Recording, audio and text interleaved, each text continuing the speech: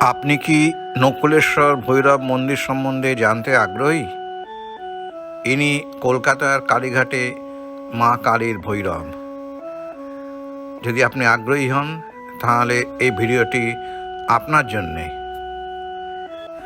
এই ভিডিওটি সম্পূর্ণ দেখলে আপনারা জানতে পারবেন কলকাতার কালীঘাট মন্দির বিখ্যাত কেন, এই কালীঘাট শক্তিপীঠের ভৈরবকে, কোন সাধক মহাপুরুষ এই নকুলেশ্বর ভৈরব শিবলিঙ্গ খুঁজে পান,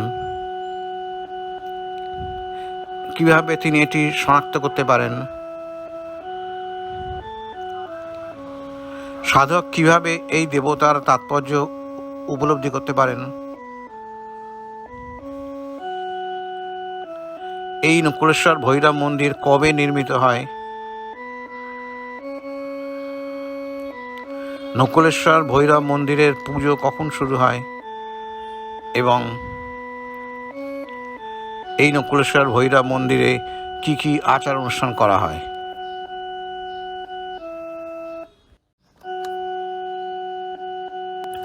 কালীঘাট হলো একটি সতীপীঠ, দেবী মা কালীর মন্দির, দশ মহাবিদ্যার একজন এবং অশুভ বিনাশকারী। এই মায়ের ভৈরব নকুলেশ্বর মহাদেব। ভগবান শিবের আরেকটি রূপ নকুলেশ্বর ভৈরব এখানে দেবীকে পাহারা দিচ্ছেন। মন্দিরটি কালীঘাট মন্দির থেকে উত্তর পূর্ব দিকে। ইংরাজি 15 শতকে সাধক ব্রহ্মানন্দ গিরি মহারাজ নকুলেশ্বর ভৈরবের স্বয়ম্ভু শিবলিঙ্গ খুঁজে পান। এর আগে তিনি প্রাচীন কালীক্ষেত্রের সন্ধান পেয়েছিলেন। চৈত্র মাসের এক ভোরবেলা সাধক ব্রহ্মানন্দ গিরি মহারাজ ফুল তুলছিলেন। তিনি অবাক হয়ে লক্ষ্য করলেন যে জঙ্গলের একটি নির্দিষ্ট স্থানে একটি কালো গাভী ক্রমাগত দুধ ঢেলে চলেছে। পরে পুরোহিত গিরি সেই স্থানটি অন্বেষণ করেন এবং স্বয়ম্ভু শিবলিঙ্গ খুঁজে পান। ধ্যানে মগ্ন হয়ে তিনি উপলব্ধি করেন যে এই স্বয়ম্ভু শিবলিঙ্গই হল দেবী কালীর নকুলেশ্বর ভৈরব। তখন থেকেই এইখানে শিব ও শক্তির মিলন ঘটে। মন্দিরটি প্রায় 180 বছর আগে একজন ভক্ত দ্বারা নির্মিত হয়েছিল। এটি পাথরের স্তম্ভের উপর দাঁড়িয়ে আছে এবং কোনো প্রাচীর নেই। পরে চারিদিকে লোহার গ্রিল বসানো হয়।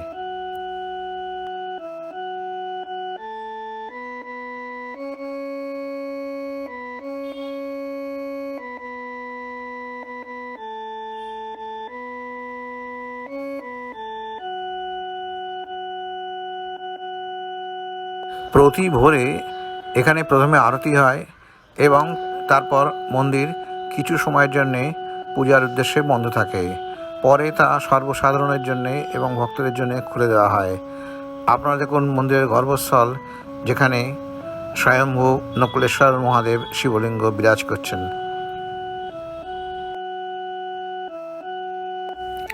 এখানে প্রতি সোমবার, পূর্ণিমা, অমাবস্যা এবং একাদশীতে বিশেষ পুজো ও ভোগ অনুষ্ঠিত হয়।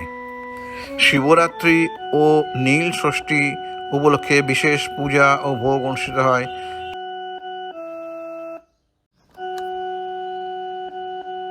সাবিত্রী চতুর্দশীর দিনে দেবতা রাজার সাথে সজ্জিত হন। প্রভুর প্রশংসায় গান গাওয়া হয়। আপনি এই মন্দিরে কতদিন ধরে? আমার 40 বছর কাছাকাছি। আপনার নাম কি? উমাকান্ত। আচ্ছা, এই তো মায়ের ভৈরবনী স্বয়ম্ভু 51 ফিটে 1 ফিট প্রতিষ্ঠিত ঠাকুর। করার সময় আছে পুজোগুলি করতে, এখানে আছে মানসিক। আচ্ছা, কবে কবে বিশেষ পুজো হয়? আমাদের শিবরাত্রি, নীল ষষ্ঠী, হ্যাঁ, নীল ষষ্ঠী, আচ্ছা। শ্রাবণ মাস বিশেষ।